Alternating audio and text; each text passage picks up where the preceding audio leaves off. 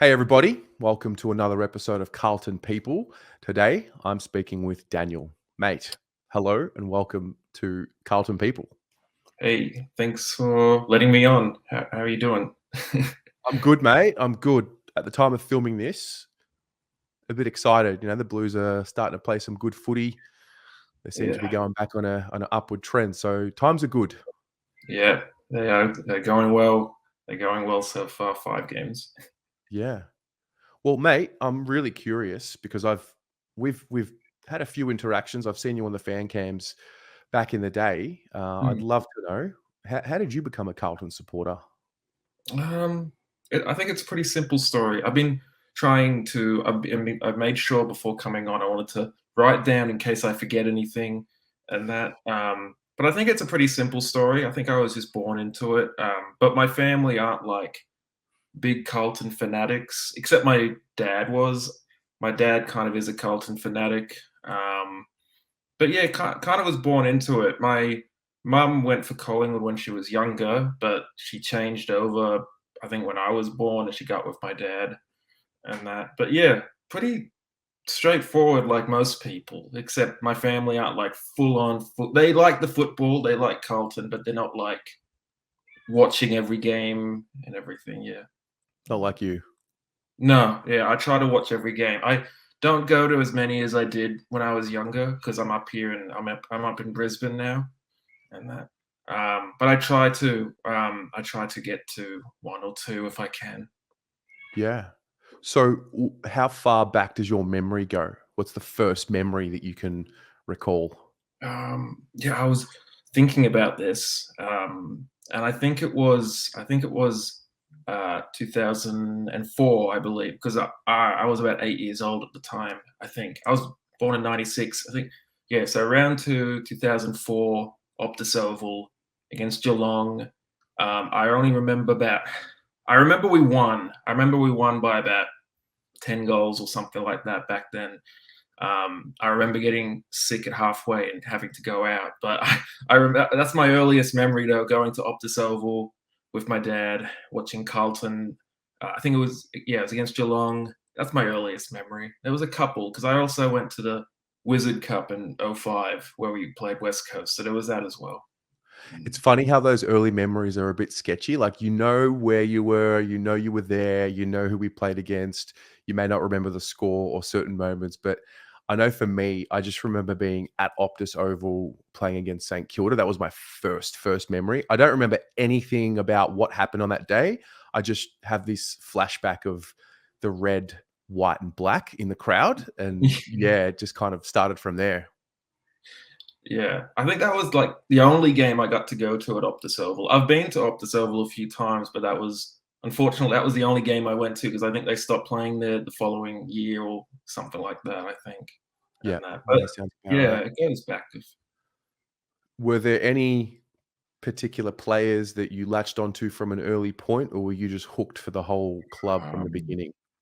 I was hooked on the whole club, but I think there was always I always had favorites. I think for some like I don't know because it was kind of like when you're watching like when you're watching like a big movie franchise and you like have your favorite characters and stuff, and it's kind of like that with football. You have your favorite players because they are kind of like superhuman, as I've heard you put it before, kind of, and that. So I think at an early age, the biggest one was Favola, but I think that's like everyone's answer. A lot of people say Favola, but other players at the time, I really liked Ryan Houlihan.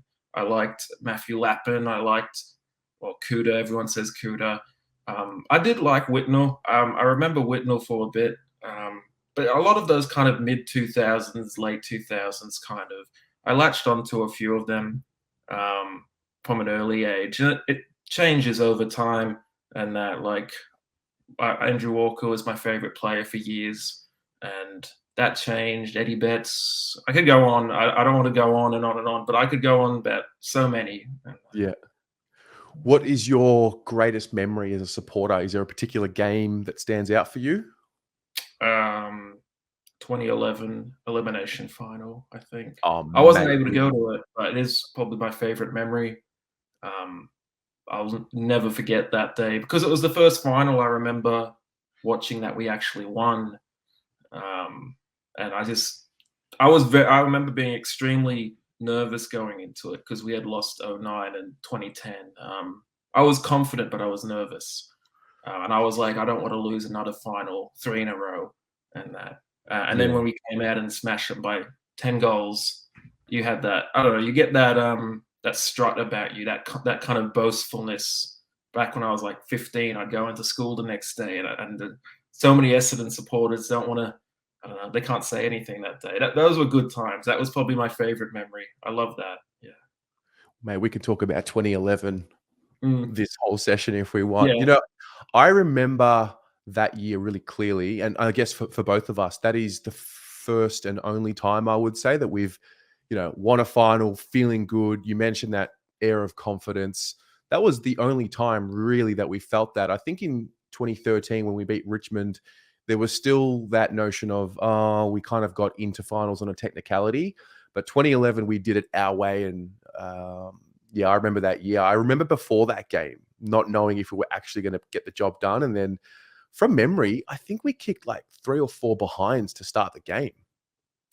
Yeah, I remember feeling very because I think Essendon kicked like the first 3 or 4 goals, That's if I right. don't if I and I remember I was like, "Oh god, it's gonna happen again." Um, but for some reason, we kicked into gear. It was similar to what we did to Gold Coast a few weeks ago when we had that 9-goal second quarter. We kinda just trampled them after that, and yeah, it was just yeah, we just had this huge confidence boost at quarter time or something like this, or it was yeah. I could go on forever about that. 2011 was the best year as a Carlton supporter. 2022 came close. I actually, despite how it ended, I really enjoyed 2022. Yeah, no doubt. What about the dark times? I mean, there's been a lot, and we've gone through a lot of the dark times. Are Yeah. there any particular moments that really stand out to you as the low points? God, like I don't know, 2014 to 2018 were kind of bad. Like that period between Ratton before we finally got to like David Teague and then Voss. I think Teague wasn't the man to take us on the whole way, but he started to kind of get us into a bit more of a I don't know. We were just better under Teague than we were for that 4 year gap with Bolton and Malthouse, and but I think the years I really didn't I have a bad memory of was when I was really young, that 2005 to 2007, um, Mm, and it was kind of just um, there were some games I loved. Whenever we would win a game, it felt like Christmas because it didn't happen that often. And I remember the end of 2007 when it was Judd said he was going to come to Carlton. I remember it was like this unbelievable Christmas gift. I was like, is this real? I didn't know much about Judd because I was really young. I just knew everyone said he was like the best player in the league. And I was like, oh yeah. And yeah. So probably '05, '07, and then '08 was the first year I remember actually enjoying as a Carlton fan. It wasn't a great year, but I remember it was leagues better than the previous years. yeah. Well, we beat Collingwood twice that year from memory, and obviously that was Juddy's first year. Do you remember when he first got to the club and he first started playing, and every time he would get the ball, like the crowd would roar?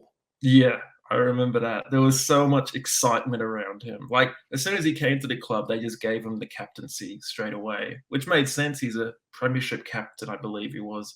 Um, and yeah, there was just so much. Every time he touched the ball, he was kind of. Oh, he was kind of. I was going to say he's kind of like Cripps. He was a bit different to Cripps. He was a different sort of captain, and kind of he built the excitement differently to how Cripps does when he gets the ball. Mm, Yeah, certainly. Well, I think like Cripper, we drafted him, so yeah. we have a different connection with Cripps than what we did Judd. Judd was someone that came at a time where we were struggling, coming at the other end of the punishments, and Murphy, Gibbs, and Cruiser had only just been drafted 3 years prior to Juddy getting there in a row, and we needed some experience. And it's funny, we probably have been talking about experience and leadership over the last few years with the current group. So yeah, what do you make of this group that we watch at the moment overall? I'm pretty excited with the prospects that there's flaws, but I think every group has flaws in them and kind of low weak spots. I get, but for the most part, I'm pretty excited by this group. Um, I think that I don't know how far this group can. I think this group can win a flag, but I'm not sure if that like if we need to just make a couple more changes or anything. I'm not sure. But I think the main prospect or the main thing I get from this group is excitement. I Yeah. think this is the most exciting team. I think this group is ju- it. It's just as exciting as the group back in 2011. Not to say it's better than 2011, but I think there's just more upwards trajectory than it was in 2011. I think, and it Yeah. just makes me more excited. Yeah, no, look, it's an interesting point because back then we had drafted from the midfield first. You know, we went and got the best midfielders and the best ruckman available at the time in the draft. So, you know, Murphy, Gibbs, Cruiser, and then Judd obviously comes in after that. Whereas with this group, you know, we start with the key position players. We start with Wiedering, Harry, Charlie. We start there, and then the midfielders. Well, you know, Cripps was already at the club at the time, but you know, then we add the gun midfielders a little later. You know, Walsh comes. We go and get Chera, Hewitt, these types. So it seems to be a different philosophy in this rebuild than the last one, and yeah, I remember back then. I remember, I mean, we did have Fev, but obviously once he left, that left a big hole in our forward line. And, you know, a guy that can kick 70 plus goals in a season, he leaves. Yeah. It's a bit of a hole. And we never really recovered there. So, yeah, Yeah, like we tried with Casbolt. I think Casbolt did his best, but he was kind of I'm happy to see how he's going now. But yeah, there was no one could fill in for Favola after he left. I think Walker tried, and Walker did well, and I think Jared Waite did well. Then Waite left, then Walker retired, and Casbolt eventually left. And it was yeah, Charlie's the first our best forward since Favola, the way he's been going and that. But yeah, I think that's a good point. I think we've been aiming for those key position rather than just how we did back then, I think. And I just think we have a young I don't know, I'd have to double check what the average age was back then, but I feel like our list is younger than it was back in 2011. I feel like they were a bit but I could be wrong. It's been like 10 years now, but yeah. it has. It has. Well, I mean, you know, this video will sit in the channel forever. So I'm mindful of not talking too micro, but, you know, at the moment as we film this, you know, in July 2023, we look to be playing well after a really shaky first half of the season. What are your hopes for the group this year, and what do you envisage over the next few years?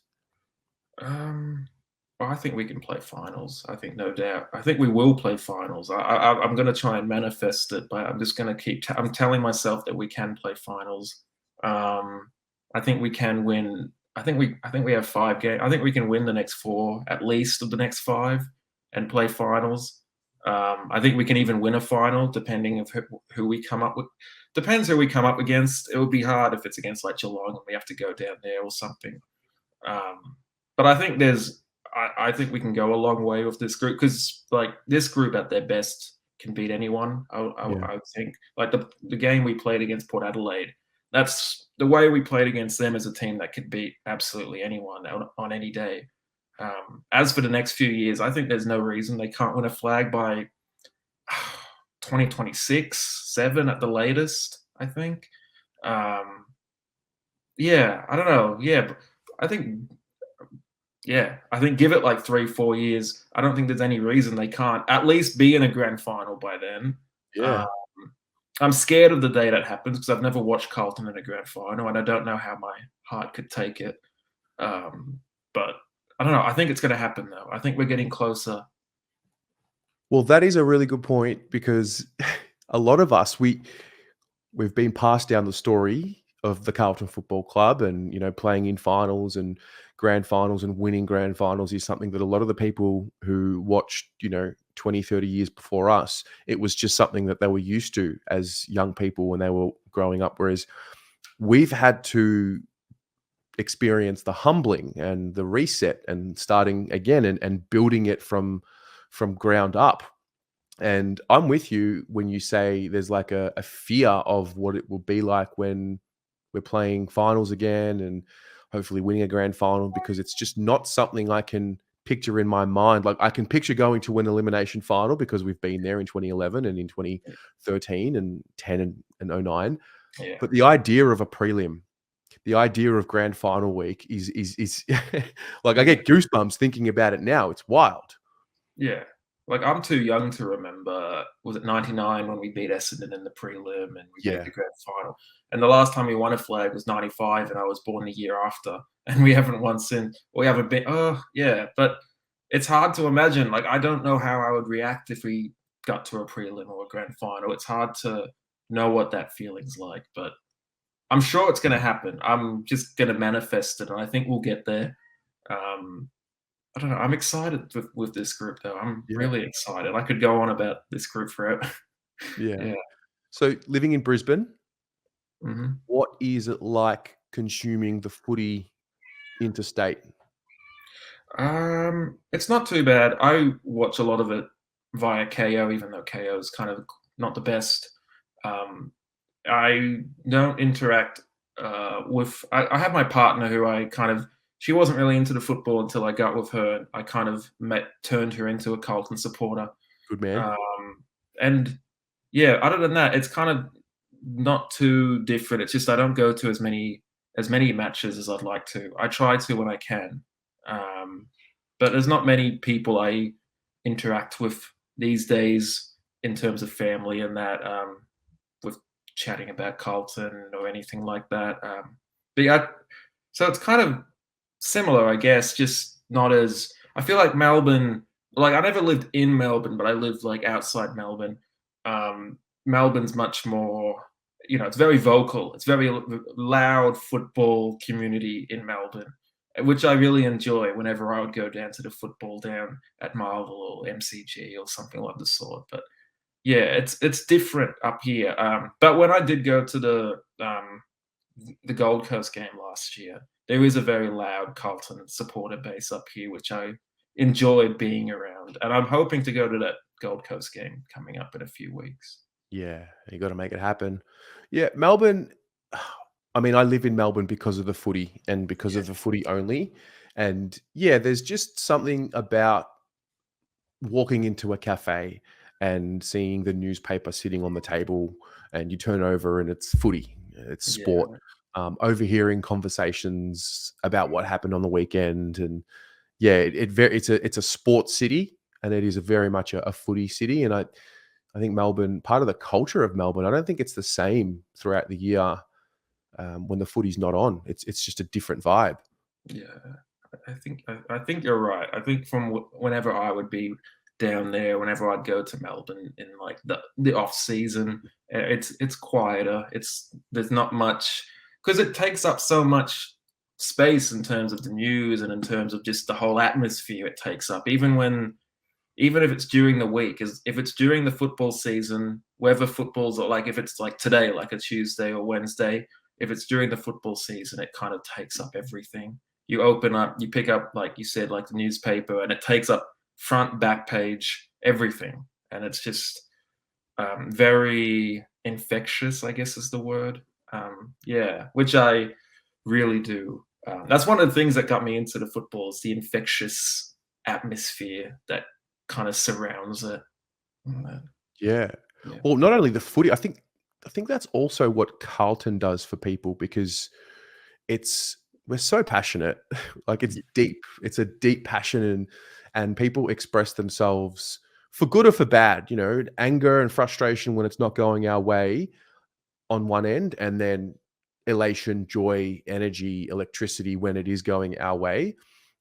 So I think the hope is that because we've had many years of disappointment, that life comes in circles and roundabouts. So we've lived through the rock bottom, and hopefully we're going to live through a few years of that rise. And mate, I'm just here for the journey, really. Like whatever happens, yeah, happens. We've gone through what we've gone through, and I feel connected to all Carlton supporters.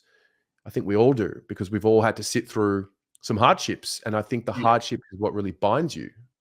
Yeah, I agree. I think even if like a lot of fans like myself and everyone's hoping, expecting us to make a grand final by 26, 27, but even if they don't, I'll be disappointed, yes, but it's like you're there for the journey anyway. You're there for the ups and downs. Like I'm not gonna be like, oh, they didn't make the grand final by 2027. Okay, I'm gonna rip up my membership. I'm gonna rip up.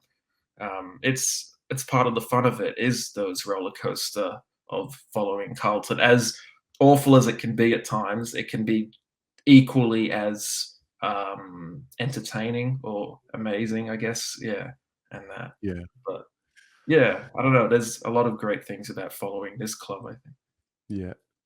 Who are some of the players that you watch now who are really young and you think are gonna really carry us, well, not carry us, but really emerge over the next few years? That is a really good question. Um, I think there's a few. I think we have a good young list. Mm. I think um, I really do like Jesse Motlop. I know he had a few hard weeks where he wasn't, but I that game against Port Adelaide, I was so happy for him because I've been kind of one of his biggest supporters because I just want him to do well.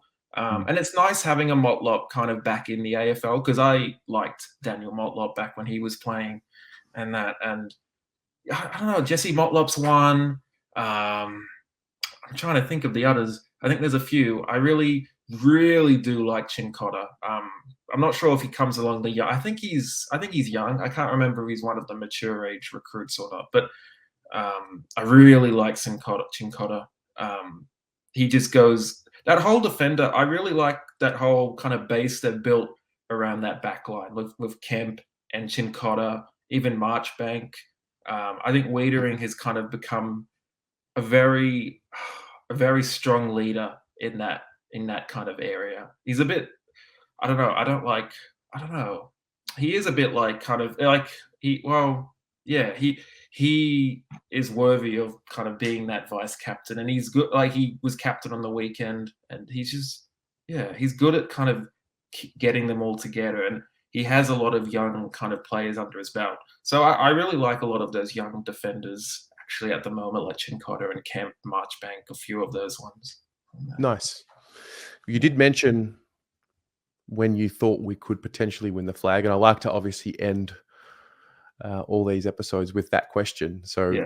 what year is it going to be? Let's get a final crystal ball prediction Uh, manifestation. When are they lifting the cup?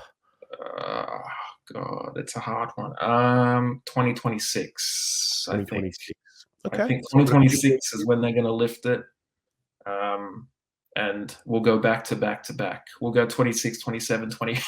We'll make up for all those years that we were down at the bottom. And I think, Wow. yeah. But Well, I'm excited. I'm here for it. I'm hoping that your manifesting work can come true, and we can watch a three-peat. That'd be worth all the heartache, wouldn't it? I would love it. I would hope so. Yeah. Well, mate, thank you so much for your time, and we'll talk soon.